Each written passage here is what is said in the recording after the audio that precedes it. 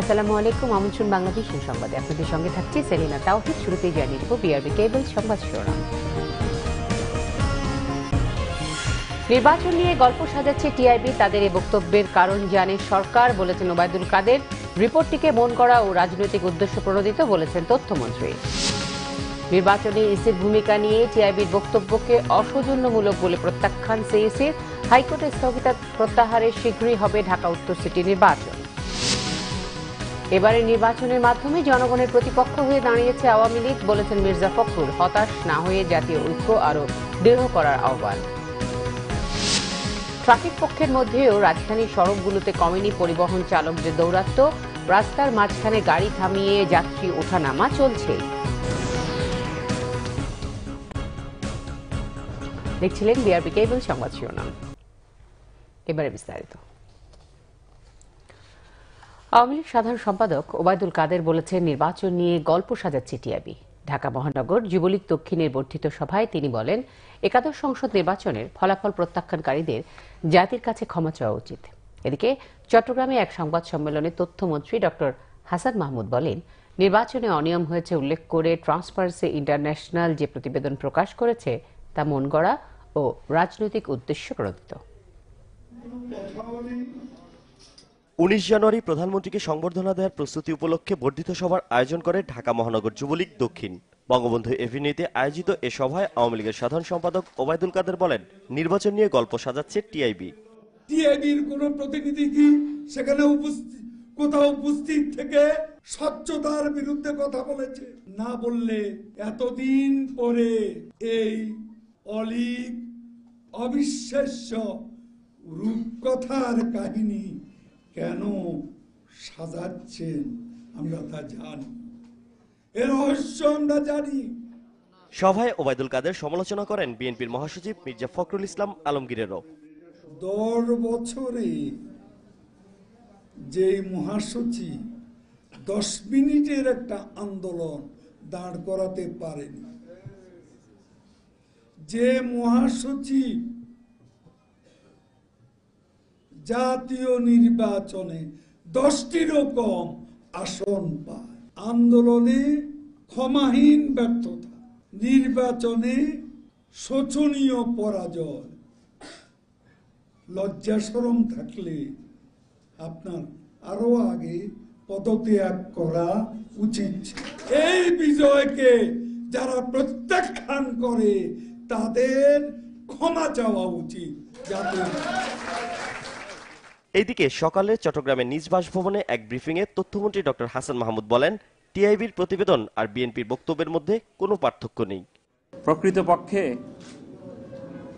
এটি বিএনপি জামাতের পক্ষে টিআইবি একটি প্রতিবেদন দিয়েছে মাত্র, অন্য কোনো কিছু নয়। এই নির্বাচন যে অপেক্ষাকৃত শান্তিপূর্ণ হয়েছে সেই বিষয়টিও টিআইবির প্রতিবেদনে নাই। সংবাদ সম্মেলনে হাসান মাহমুদের অভিযোগ, পরাজিত শক্তিকে কথা বলার সুযোগ করে দেওয়ার জন্যই এই প্রতিবেদন দেয়া হয়েছে। সানজিদ আহমেদ, বাংলা ভিশন, ঢাকা। মুসলিম উম্মার মধ্যে কোনো সমস্যা দেখা দিলে তা আলোচনার মাধ্যমে সমাধানের আহ্বান জানিয়েছেন প্রধানমন্ত্রী শেখ হাসিনা। তিনি বলেন, সংঘাত তৈরি হলে দেশগুলোর জনগণকেই এর ভোগান্তির শিকার হতে হয়। সকালে তেজগাঁও কার্যালয়ে বাংলাদেশে নবনিযুক্ত ইরানের রাষ্ট্রদূত মোহাম্মদ রেজা নফরের সৌজন্য সাক্ষাতে তিনি মন্তব্য করেন। ইরানের জনগণকে সাহসী উল্লেখ করে শেখ হাসিনা বলেন, ইরানের অর্থনীতির উল্লেখযোগ্য অগ্রগতি হয়েছে।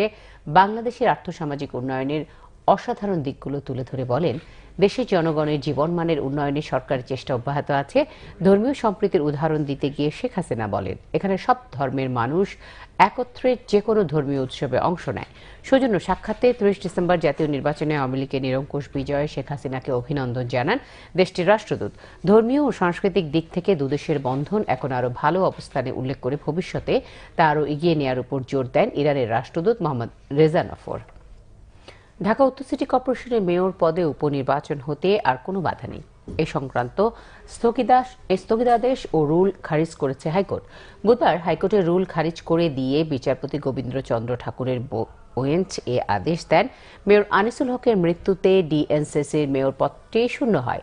আইন অনুযায়ী ইসি 2018 সালের 9 জানুয়ারি এই পদে উপনির্বাচন এবং ডিএনসিসিতে নতুন যুক্ত 18টি ওয়ার্ডে সাধারণ নির্বাচন এবং দক্ষিণ সিটি কর্পোরেশনে যুক্ত হওয়া 18টি ওয়ার্ডের নির্বাচনের তফসিল ঘোষণা করেছিল নির্বাচন কমিশন। ওই বছরের 26 ফেব্রুয়ারি ভোট হওয়ার কথা ছিল, কিন্তু আলাদা রিট মামলার পরিপ্রেক্ষিতে আদালত গেল বছর 17 জানুয়ারি ডিএনসিসি নির্বাচনের তফসিলের কার্যকারিতা 6 মাসের জন্য স্থগিত করেন। পরবর্তীতে আরও 6 মাসের জন্য নির্বাচন কার্যক্রম স্থগিত করে আদালত। বুধবার সব ধরনের আইনি বাধা সরিয়ে নিল হাইকোর্ট। পিটিশনারদের পক্ষের আইনজীবীদের অনুপস্থিতির কারণে মামলা তিনতে ইস্যুকৃত জারিকৃত রুল খারিজ করে দেন এবং এই রুলের সাথে যে অন্তর্বর্তীকালীন স্থগিতাদেশ ছিল সেটাও বাতিল করে দেন। এর ফলে যা দাঁড়ালো, আপাতত দৃষ্টিতে ঢাকা উত্তর সিটি কর্পোরেশনের নির্বাচন অনুষ্ঠানের জন্য আইনগত বাধা নাই। একাদশ জাতীয় সংসদ নির্বাচন নিয়ে টিআইবির প্রতিবেদন প্রত্যাখ্যান করেছেন CEC K M Nurul Huda. নির্বাচনে কমিশনের ভূমিকা লজ্জাজনক, টিআইবির এমন বক্তব্যকে অসৌজন্যমূলক বলেও মন্তব্য করেছেন তিনি। আর আদালতের স্থগিতাদেশ উঠে যাওয়ায় আগামী মার্চে উত্তর সিটি কর্পোরেশনের মেয়র পদে উপনির্বাচন করার ইঙ্গিত দিয়েছেন সিইসি। ইলেকশন ট্রেনিং ইনস্টিটিউটে এক প্রশিক্ষণ কার্যালয়ে শেষে সিইসি এসব কথা বলেন। নিজেদের গবেষণা প্রতিবেদন প্রকাশ করে একাদশ জাতীয় সংসদ নির্বাচনকে বিতর্কিত ও প্রশ্নবিদ্ধ বলেছে ট্রান্সপারেন্সি ইন্টারন্যাশনাল বাংলাদেশ টিআইবি। নির্বাচনে আচরণবিধির ব্যাপক লঙ্ঘনের পাশাপাশি কমিশনের আচরণ বৈষম্যমূলক ছিল বলেও মনে করে প্রতিষ্ঠানটি। এ প্রতিবেদন প্রকাশের পরদিন এ বিষয়ে মন্তব্য জানতে চাওয়া হয় সিইসি কে এম নুরুল হুদার কাছে। জবাবে তিনি এ প্রতিবেদনকে অসত্য বলে আখ্যা দেন। পুরোপুরি প্রত্যাখ্যান করি, এগুলো ঠিক রিপোর্ট না। গণমাধ্যম, আমাদের কর্মকর্তা, আমাদের ওখানে যারা ইলেকট্রনিক ইনকোয়ারি কমিটি ছিল তারা, নির্বাহী ম্যাজিস্ট্রেট ছিল তারা, এক্সিকিউটিভ ম্যাজিস্ট্রেট ছিল তারা, এদের বিষয়টা আমরা বিবেচনা নিয়েছি। সেখানে তারা যেরকম বলেছে এরকম এর সত্যতা আমাদের নেই। এগুলো অসৌজন্যমূলক কথা, অসৌজন্যমূলক লজ্জাকর বিষয়। এ কথাগুলো টিএবির বলা ঠিক হয়নি। এদিকে ঢাকা উত্তর সিটি মেয়র আনিসুল হকের মৃত্যুর পর উপনির্বাচনে গত বছরের জানুয়ারি মাসে স্থগিতাদেশ দিয়েছিল আদালত। সেটি আর না থাকায় দ্রুত এ নির্বাচন আয়োজনের কথাও জানান সিইসি। বসতে হবে কমিশনের সাথে, তাড়াতাড়ি করে ফেলবো। উপজেলা নির্বাচন যেহেতু সামনে আছে, এফেক্ট করবে না, মাঝখানে করে ফেলবো। এটা তো লং পেন্ডিং ইস্যু। মার্চে উপজেলা পরিষদ নির্বাচনের পর ইউনিয়ন পরিষদ ও পৌরসভা নির্বাচনের প্রস্তুতির কথাও জানান তিনি। আমরা করে ফেলবো নির্বাচন। শারমিন ইব্রাহিম, বাংলা ভিশন, ঢাকা। হতাশ না হয়ে জাতীয় ঐক্যকে আরো দৃঢ় করার আহ্বান জানিয়েছেন বিএনপি মহাসচিব মির্জা ফখরুল ইসলাম আলমগীর। বলেন, এরই মধ্যে জনগণের পাশাপাশি আন্তর্জাতিক অঙ্গনেও 30 ডিসেম্বরের নির্বাচন প্রত্যাখ্যাত হয়েছে। মির্জা ফখরুলের অভিযোগ, সংবিধানে পরিবর্তন এনে দেশে একদলীয় শাসন প্রতিষ্ঠা করেছে সরকার। জাতীয় পার্টির একাংশের ভারপ্রাপ্ত চেয়ারম্যান সাবেক মন্ত্রী ডক্টর টিআইএম ফজলে রাব্বি চৌধুরীর স্মরণসভা হয় জাতীয় প্রেস ক্লাবে। বিএনপি মহাসচিব মির্জা ফখরুল ইসলাম আলমগীর অভিযোগ করেন, পরিকল্পিতভাবে দেশের গণতান্ত্রিক প্রতিষ্ঠানগুলোকে ধ্বংস করে দিয়েছে ক্ষমতাসীনরা। এই নির্বাচন যেটা হয়েছে, এটা ইতিমধ্যেই বাংলাদেশের জনগণ এবং আন্তর্জাতিক বিশ্ব প্রত্যাখ্যান করেছে। এটা নিয়ে আর কোনো প্রশ্নের কোনো সুযোগ আছে বলে আমার কাছে মনে হয় না।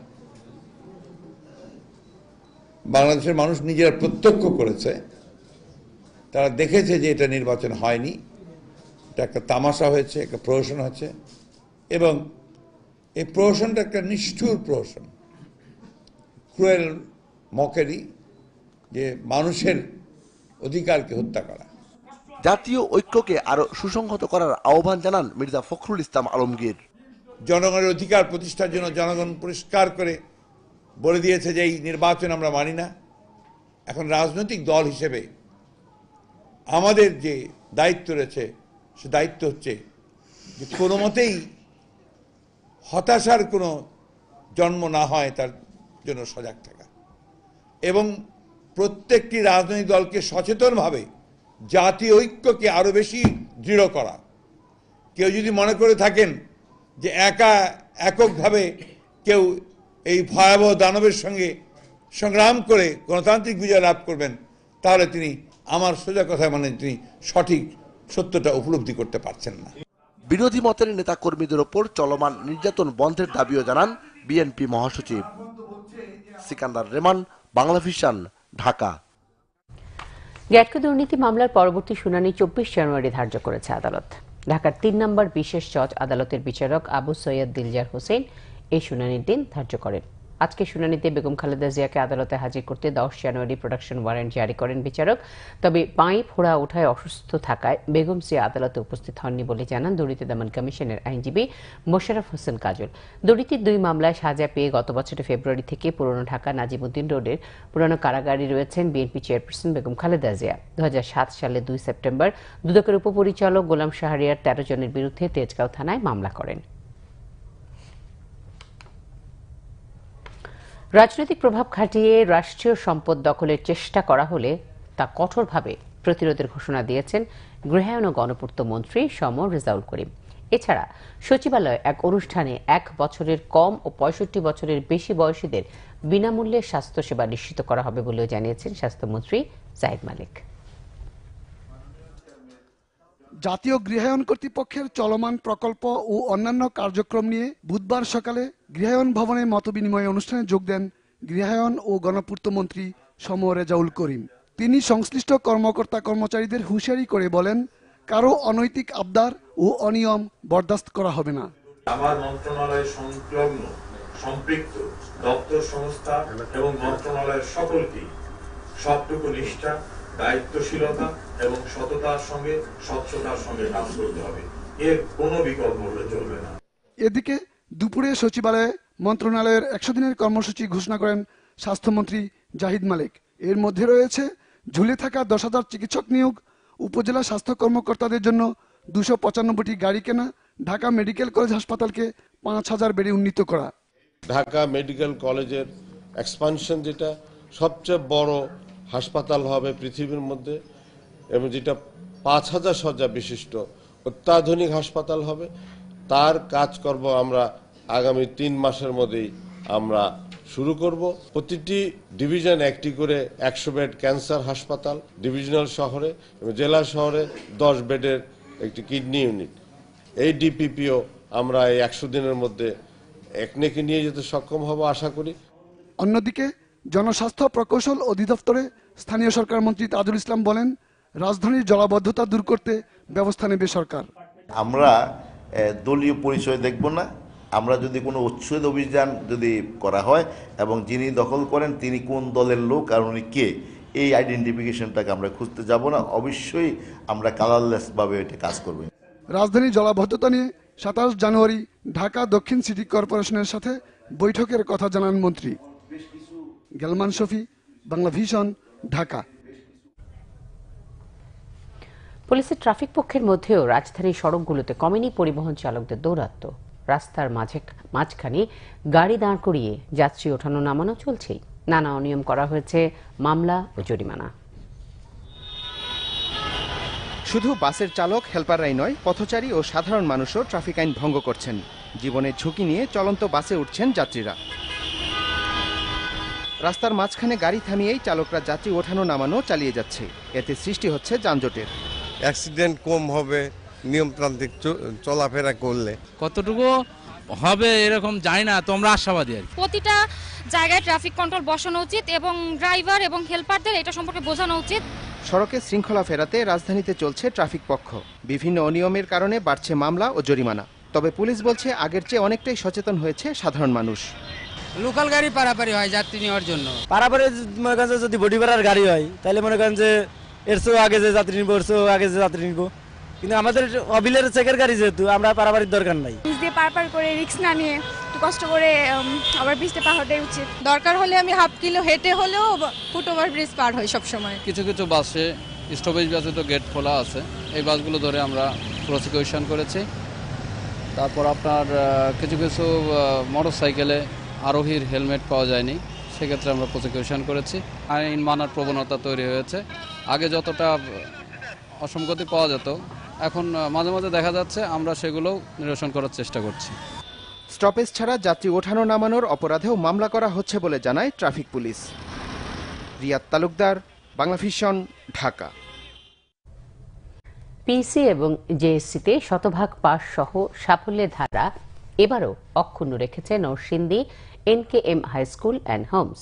প্রতিষ্ঠার পর থেকে টানা এ গৌরব অর্জন করে আসছে মফস্বল শহর নরসিংদীর এই স্কুলটি।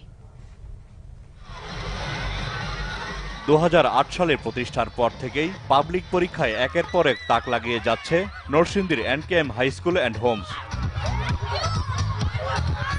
প্রতিষ্ঠার পর থেকেই প্রতি বছরের মতো এবারও পিএসসি ও জেএসসি পরীক্ষায় শতভাগ পাশের সাফল্যের ধারাবাহিকতা ধরে রেখেছে মফস্বলের এই স্কুলটি। এবারও পিএসসি পরীক্ষায় 204 জন শিক্ষার্থী সবাই পেয়েছে জিপিএ 5। টানা 5 বছর ধরে পিএসসি পরীক্ষায় শতভাগ জিপিএ 5 পাওয়ার গৌরব অর্জন করেছে প্রতিষ্ঠানটি। আর জেএসসি পরীক্ষাতেও পাশের হার শতভাগ। 193 পরীক্ষার্থীর সবাই পাশ করেছে। জিপিএ 5 পেয়েছে 155 জন। এমন চোখ ধাঁধানো সাফল্যে আনন্দে ভাসছে প্রতিষ্ঠানটির সবাই। আমার অনেক ভালো লাগছে, কারণ আমরা সবাই জিপিএ 5 পেয়েছি। আমাদের যারা দুর্বল তাদেরকে ছুটির পরে আবার ক্লাস করানো হয় এবং তাদের প্রতি বিশেষ যত্ন নেওয়া হয়। হোস্টেলে স্যাররা 24 ঘন্টা যারা হোস্টেলে থাকে তাদের মনিটরিং করছে এবং প্রত্যেকটা পড়া ভালোভাবে বুঝেছে। এই রেজাল্ট করতে পেরে আমরা খুবই খুশি। প্রতিষ্ঠানের এমন সাফল্যের ধারাবাহিকতায় গর্বিত প্রধান শিক্ষক। টালিকুরে আমরা দেখেছি রাজু, বেকারুন্নেসা এই সকল স্কুল যেগুলি নামকরা স্কুল বাংলাদেশে, আমরা 81% ওই সকল স্কুল 66, 65, 50% তাদের জিপিএর দিক থেকে আমরাই সেরা। শিক্ষাবন্ধু হিসেবে পরিচিত শিল্পপতি আব্দুল কাদির মোল্লার নিবিড় তত্ত্বাবধানে পরিচালিত হচ্ছে স্কুলটি। শিক্ষার্থীদের সুনাগরিক ও মানবিক হিসেবে গড়ে তুলতে স্কুল কলেজের পর এবার তিনি নরসিংদীতে প্রতিষ্ঠা করতে চান বিশ্ববিদ্যালয় এবং মেডিকেল কলেজ। তা বাস্তবায়নে এগিয়ে যাচ্ছেন বলে জানান তিনি। এটা এখন স্বপ্নের স্কুল। এই স্বপ্নকে ধরে রাখার জন্য আমরা রাতদিন পরিশ্রম করে যাচ্ছি। প্রত্যেকটা জেলায় একটা করে পাবলিক ইউনিভার্সিটি করার যে পরিকল্পনা গভর্নমেন্টের আছে এবং ওইখানে আমাদের কিছুটা অংশীদারিত্বের বিষয়ে আমরা শুনতেছি। কেউ যদি জায়গা দেয় তাহলে তার নামে এই পাবলিক ইউনিভার্সিটিটা হবে। আমরা চাই কোয়ালিটিফুল এডুকেশন। এই ধরনের এডুকেশনে যদি গভর্নমেন্ট যেহেতু আগায় আসতেছে, একটা পরিকল্পনা আছে, তারা যদি আমাদেরকে আপ্যায়ন করে, আমাদের মতো লোক সেখানে অবশ্যই কন্ট্রিবিউশন করবে। আর যদি গভর্নমেন্টের এই পরিকল্পনা আরও অনেক দিন সময় লাগে বাস্তবায়ন হইতে, তাহলে আমরা নিজেরই একটা চিন্তা ভাবনা করে হয়তো এই বিষয়গুলিকে সংরক্ষণে নিয়ে আসবো। এনকেএম হাই স্কুল অ্যান্ড হোমসের সাফল্যের এই ধারাবাহিকতা অব্যাহত থাকুক, এমনটাই চাওয়া নরসিংদীবাসীর। জাহাঙ্গীর আকন্দ, বাংলাভিশন, নরসিংদী। BDNews24.com এর জ্যেষ্ঠ সম্পাদক প্রবীণ সাংবাদিক আমানুল্লাহ কবির আর নেই। ইন্না লিল্লাহি ওয়া ইন্না ইলাইহি রাজিউন। মঙ্গলবার রাত 12:50 বঙ্গবন্ধু শেখ মুজিব মেডিকেল বিশ্ববিদ্যালয় হাসপাতালে চিকিৎসাধীন অবস্থায় তিনি ইন্তেকাল করেন। জাতীয় প্রেস ক্লাবে তার নামাজে জানাজায় দীর্ঘদিনের সহকর্মী, সাংবাদিক, নেতা সহ বিভিন্ন স্তরের মানুষ অংশ নেন। বেঁচে থাকলে 24 জানুয়ারি 72 বছর পূর্ণ হতো সাংবাদিক আমানুল্লাহ কবিরের। জন্মদিনের 8 দিন আগেই বিদায় নিলেন এই পৃথিবী থেকে। বেশ কিছুদিন ধরেই তিনি ডায়াবেটিস ও লিভারের নানা জটিলতায় ভুগছিলেন। 2013 সালের সেপ্টেম্বরে অনলাইন সংবাদ মাধ্যম BDNews24.com এর জ্যেষ্ঠ সম্পাদক হিসেবে যোগ দেন। দৈনিক আমার দেশ ও ডেইলি স্টারের শুরুর দিকে ছিলেন বার্তা সম্পাদক। কাজ করেছেন ডেইলি ইন্ডিপেন্ডেন্টের প্রতিষ্ঠাকালীন নির্বাহী সম্পাদক হিসেবেও। বাংলাদেশ সংবাদ সংস্থা বাসসের ব্যবস্থাপনা সম্পাদকের দায়িত্ব পালন করেন তিনি। প্রায় 5 দশকের পেশা জীবনে সাংবাদিকদের রুটি রুজির আন্দোলনের অন্যতম পুরোধা আমানুল্লাহ কবির এরশাদের সামরিক শাসনের বিরুদ্ধে পেশাজীবীদের আন্দোলনেও ছিলেন সামনের কাতারে। এরশাদ বিরোধী আন্দোলনের সময় আমি বিএফইউজের প্রেসিডেন্ট ছিলাম, আমানুল্লাহ কবির আমার সাথে সেক্রেটারি জেনারেল ছিল। আমরা যৌথভাবে এই আন্দোলন পরিচালনা করে সাংবাদিকদের জন্য একটা গৌরবোজ্জ্বল ইতিহাস রচনা করতে পেরেছিলাম। রাজনৈতিকভাবে আমাদের সঙ্গে মতদ্বৈধতা ছিল, কিন্তু এইটা নিয়ে আমাদের মধ্যে কোনো বৈরিতা ছিল না। আমরা যুক্তির ভাষায় কথা বলতাম। তিনিও টকশোতে যখন আসতেন যুক্তির ভাষায় কথা বলতেন। ইংরেজি সাংবাদিকতা তিনি যে পারদর্শী ছিলেন, এই স্মৃতি আসলে ভোলার মতো নয়। আমি তার আত্মার মাগফিরাত কামনা করি। বুধবার দুপুর 12:15টার দিকে জাতীয় প্রেস ক্লাব প্রাঙ্গণে আমানুল্লাহ কবিরের নামাজে জানাজা অনুষ্ঠিত হয়। এতে অংশ নেন সিনিয়র সাংবাদিক, বিভিন্ন সাংবাদিক সংগঠন ও বিভিন্ন পেশার মানুষ। জানাজার আগে আমানুল্লাহ কবিরের কর্মময় জীবনের কথা স্মরণ করেন তারা। তিনি নিজের দিকে না তাকিয়ে অনেক সময় সমষ্টির দিকে তাকিয়ে অনেক অনেক কঠিন সিদ্ধান্ত মেনে নিয়েছেন, যেটি একজন নেতাসুলভ মানুষের জন্য আমার মনে হয় আমরা তার কাছ থেকে এই শিক্ষাটি গ্রহণ করতে পারি। কবির ভাইকে আমরা হারিয়েছি, আমরা সবাই তার জন্য এখন দোয়া করা ছাড়া আসলে আর কিছু করার নাই। ঢাকায় দুদফা জানাজা শেষে জামালপুরের মেলান্দহে নিজ গ্রামে তৃতীয় নামাজে জানাজা শেষে বাবা মায়ের কবরের পাশে দাফনের জন্য নিয়ে যাওয়া হয় আমানুল্লাহ কবিরকে। দীপন দাওয়ান, বাংলা ভিশন, ঢাকা। নিচ্ছে সিবিসি টাইল সংবাদ বিরতি।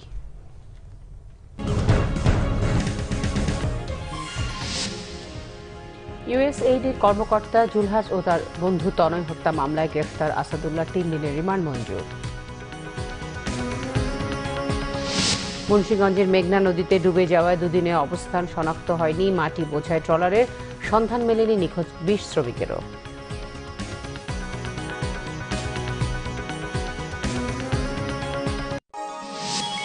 আপনারা দেখছেন বাংলা ভিশন সংবাদ। দেখছিলেন বাংলা ভিশন সংবাদ। যুক্তরাষ্ট্রের আন্তর্জাতিক উন্নয়ন সংস্থা ইউএসএআইডির কর্মকর্তা জুলহাস মান্নান ও তার বন্ধু মাহবুব তনয় হত্যা মামলায় গ্রেফতার আসাদুল্লাহকে 3 দিনের রিমান্ডে পাঠিয়েছে আদালত। গোয়েন্দা পুলিশের আবেদনের প্রেক্ষিতে তার রিমান্ড মঞ্জুর করা হয়। এর আগে টঙ্গী এলাকা থেকে আসাদুল্লাহকে গ্রেফতার করে ডিএমপির counter terrorism unit. Asadullah Ansarullah বাহিনীর সক্রিয় সদস্য বলে জানিয়েছেন কাউন্টার টেরোরিজম ইউনিটের প্রধান মনিরুল ইসলাম। এ নিয়ে এই মামলায় 5 আসামি গ্রেফতার হল। এক সংবাদ সম্মেলনে মনিরুল ইসলাম বলেন, জুলহাস হত্যার নির্দেশদাতা সেনাবাহিনী থেকে বরখাস্ত মেজর জিয়া, তবে তার অবস্থান এখনও জানতে পারেনি পুলিশ। দেশ জুড়ে উগ্রপন্থীদের একের পর এক হত্যা হামলার মধ্যে 2016 সালের 25 এপ্রিল রাজধানীর কলাবাগানে লেক সার্কাস রোডের এক বাসায় ঢুকে জুলহাস মান্নান ও তার বন্ধু থিয়েটার কর্মী মাহবুব তনয়কে কুপিয়ে হত্যা করা হয়। চট্টগ্রামের সীতাকুণ্ডে তেলের ডিপোর আগুন 2.5 ঘন্টার চেষ্টায় নিয়ন্ত্রণে আনে ফায়ার সার্ভিস। ফায়ার সার্ভিস জানায়, বেলা 2:15টার দিকে ফৌজদারহাটের সলিমপুর আবদুল্লাহ ঘাট এলাকায় বিদ্যুৎ অফিসের পাশে ওই ডিপোতে আগুন লাগে। মুহূর্তে তা আশপাশে ছড়িয়ে পড়ে। ফায়ার সার্ভিসের 4টি ইউনিটের 12টি গাড়ি সেখানে আগুন নেভানোর চেষ্টা চালায়। প্রচুর দাহ্য পদার্থ থাকায় আগুন নিয়ন্ত্রণে আনতে বেগ পেতে হয় বলে জানায় ফায়ার সার্ভিসের কর্মকর্তা। ঢাকা চট্টগ্রামের পথে ফৌজদারহাটের আবদুল্লাহ ঘাট এলাকায় ওই ডিপোতে পুরনো জাহাজ ভাঙা শিল্প থেকে পাওয়া তেল মজুত ও বিক্রি করা হয়। অগ্নিকাণ্ডের সময় সেখানে কর্মরত সবাইকে দ্রুত নিরাপদে সরিয়ে নেয়। হতাহতের ঘটনা ঘটেনি। আগুন লাগার কারণ বা ক্ষয়ক্ষতির পরিমাণ তাৎক্ষণিকভাবে জানাতে পারেনি ফায়ার সার্ভিস।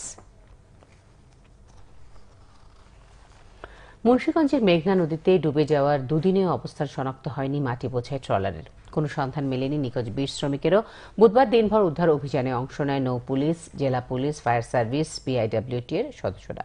মঙ্গলবার দুপুরে ডুবে যাওয়া নৌযান শনাক্তকারী বিশেষ জাহাজ অগ্নিশাসক অভিযান কাজে অংশ নেয়। এর আগে সোমবার ভোর রাত 3টার দিকে চাঁদপুরের মতলব উপজেলা এবং মুন্সিগঞ্জের গজারিয়া উপজেলায় সীমান্তবর্তী কালীপুরা এলাকায় মেঘনা নদীতে বিপরীত দিক থেকে আসা একটি ট্যাঙ্কারের ধাক্কায় 34 শ্রমিক নিয়ে ডুবে যায় মাটি বোঝাই ট্রলারটি। শ্রমিকদের মধ্যে 14 জন সাঁতরে তীরে উঠতে পারলেও এখনও নিখোঁজ রয়েছে 20 শ্রমিক। সাঁতরে তীরে উঠা শ্রমিক শাহ আলম জানায়, মাটি নিয়ে কুমিল্লার দাউদকান্দি থেকে নারায়ণগঞ্জের ফতুল্লার দিকে যাচ্ছিল ট্রলারটি। নৌ পুলিশের এডিশনাল ডিআইজি মাহবুবুর রহমান বুধবার বিকেলে সাংবাদিকদের জানায়, রাতের বেলা দুর্ঘটনার জন্য সঠিক স্থানটি চিহ্নিত করতে সমস্যা হচ্ছে। তবে তীরে উঠা শ্রমিকদের দেখিয়ে দেওয়া জায়গা থেকে প্রায় 1 কিলোমিটার এলাকা জুড়ে উদ্ধার অভিযান চালানো হয়। শুধু আইনে থাকলেই হবে না, মানব পাচারে জড়িতদের কঠোর শাস্তি নিশ্চিতের আহ্বান জানিয়েছেন রাজধানীতে আয়োজিত এক সেমিনারে বক্তারা। সেমিনারে তারা বলেন, অপরাধীদের শাস্তি নিশ্চিত করতে যেসব জেলায় নারী ও শিশু আদালত নেই সেসব জেলায় দ্রুত ট্রাইব্যুনাল গঠন করতে হবে। আইনের ফাঁক গলে কোনো অপরাধী যেন পার না পায় তা নিশ্চিতে আইনের কঠোর প্রয়োগের সুপারিশ করেন বক্তারা। বিশেষজ্ঞরা জানান, উভয় পক্ষের সমঝোতা হয়ে যাওয়াটাই বিচারের পথে বড় বাধা। তারা বলেন, বাংলাদেশ থেকে শ্রমশক্তি রপ্তানি হওয়া দেশগুলোর সাথে মানব পাচার বিষয়ে চুক্তি করতে হবে যাতে ওইসব দেশ থেকে পাচারের শিকার ব্যক্তিদের ফিরিয়ে আনা হয়। জলবায়ু পরিবর্তনের ফলে উপকূলীয় এলাকায় কমছে নদীর নাব্যতা, বাড়ছে পানির উচ্চতা। ফলে নদী ভাঙনের কবলে পড়ে মংলার চিলা ও চাঁদপাই ইউনিয়নের কয়েকশো পরিবার হারিয়েছে তাদের বসতভিটা। নদীকূলে আর অনেক পরিবার রয়েছে বসত হারানোর আশঙ্কায়। চলছে খাবার পানির তীব্র সংকটও। জলবায়ু পরিবর্তনে ক্ষতিগ্রস্ত এলাকাগুলোর মধ্যে মংলা ও এর আশপাশের উপকূলীয় এলাকা অন্যতম। কয়েক বছর ধরে এই অঞ্চলের নদ নদীতে তীব্র নাব্য সংকট দেখা দিচ্ছে। প্রতিদিন পানির স্তর উপরে উঠছে। এতে ক্ষতিগ্রস্ত হচ্ছে নদ নদী সংলগ্ন বাসিন্দারা। গত 5 বছরে মংলার পশুর নদীর তীরের 5 শতাধিক পরিবার বসতভিটা হারিয়েছেন। এখন যদি ভাঙন রোধ না ঠেকাতে পারি আমরা এবং সরকার না ঠেকায়, তাহলে এই যে কয়েক হাজার বসতি আছে ভাঙনের মুখে এখন ঝুঁকিপূর্ণ অবস্থায় আছেন। ভাঙন আতঙ্ক নিয়ে এখনো অনেক পরিবার নদীর তীরে বসবাস করছেন। তাদের রয়েছে খাবার পানির তীব্র সংকট। লবণ পানি যে সময় নদীতে আসে সে সময় আমাদের পুকুরের পানিও লবণ হয়ে যায় এবং আমাদের খাওয়ার কোনো উপযোগী থাকে না। আমাদের জীবনযাত্রা খুবই দুর্বিষহ। সরকার যদি কিনা নতুন কোনো জায়গার ব্যবস্থা করে বসতির জন্য, আমাদের তাতে আমাদের উপকার হয়।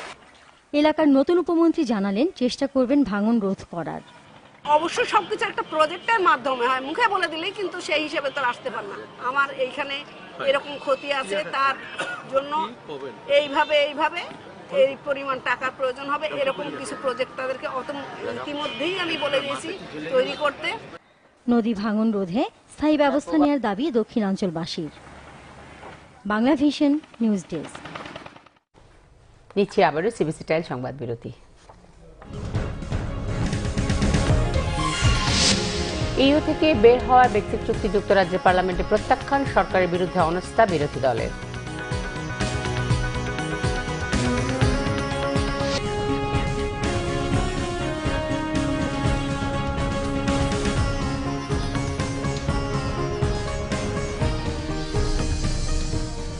আবারও আমন্ত্রণ বাংলা ভিশন সংবাদে।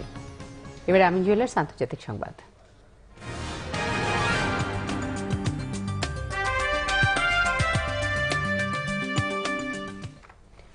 ইউরোপীয় ইউনিয়ন থেকে প্রস্থান বা ব্রেক্সিট সমঝোতা অবশেষে প্রত্যাখ্যান করল যুক্তরাজ্যের পার্লামেন্ট। এরই ধারাবাহিকতায় ব্রিটেনের প্রধানমন্ত্রী থেরেসা মে নেতৃত্বাধীন সরকারের বিরুদ্ধে অনাস্থা প্রস্তাব তুলেছেন বিরোধী দলীয় নেতা জেরেমি করবিন। থেরেসা মের পাশাপাশি যুক্তরাজ্যের বর্তমান সরকারের ভাগ্য নির্ধারণী এই ভোট হবে বাংলাদেশ সময় বৃহস্পতিবার রাত 1:15। বিস্তারিত রয়েছে ডেস্ক রিপোর্টে। হারের শঙ্কায় ভোটাভুটি পিছিয়ে ছিল 1 মাস, কিন্তু ভরাডুবি এড়াতে পারেনি ব্রেক্সিট প্রস্তাবটি। পার্লামেন্টে টানা 5 দিনের বিতর্কের পর ব্রেক্সিটের পক্ষে 202 এবং বিপক্ষে 432 ভোট পড়ে। এই ধাক্কা হজম না হতেই বিরোধী দলের উত্থাপিত অনাস্থা প্রস্তাবে প্রধানমন্ত্রিত্ব হারানোর শঙ্কা গ্রাস করে থেরেসাকে। 1920 সালের পর এই প্রথম যুক্তরাজ্যের কোন সরকার এমন ভরাডুবির মুখে পড়ল। সবচেয়ে গুরুত্বপূর্ণ বিষয় হচ্ছে এই সরকারের প্রতি আস্থা হারিয়েছে পার্লামেন্ট এবং জনগণ।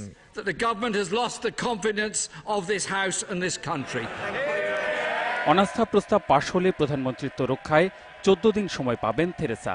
এর মধ্যে অন্যান্য দলকে আস্থায় এনে পার্লামেন্টে কনজারভেটিভ পার্টির নেতৃত্বাধীন সরকারের পক্ষে সংখ্যাগরিষ্ঠতা নিশ্চিত করতে হবে।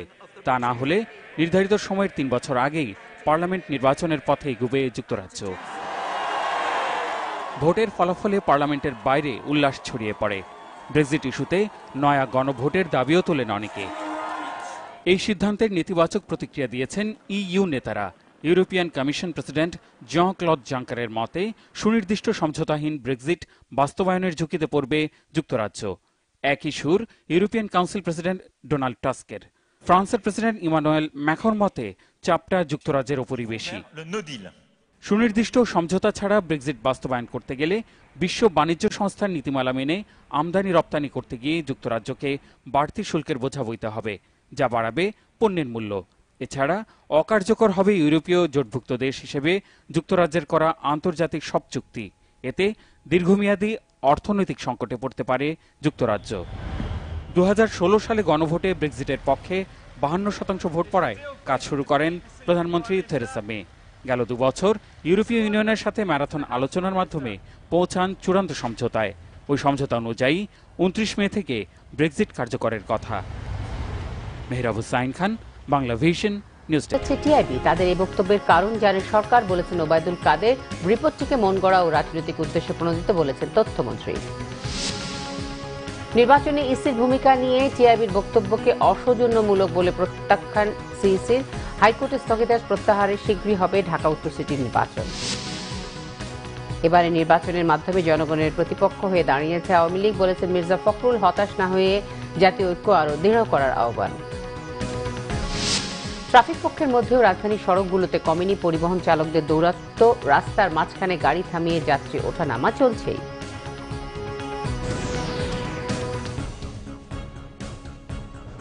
এই ছিল এখনকার মতো। পরের সংবাদ থাকছে রাত 10:30। এর আগে নটায় রয়েছে নিউজ টপ 10, দেখার আমন্ত্রণ রইল। এছাড়া ফেসবুকে বাংলাভিশন সংবাদ সরাসরি দেখতে লগ ইন করতে পারেন facebook.com/বাংলাভিশনে। সঙ্গে থাকায় ধন্যবাদ সবাইকে।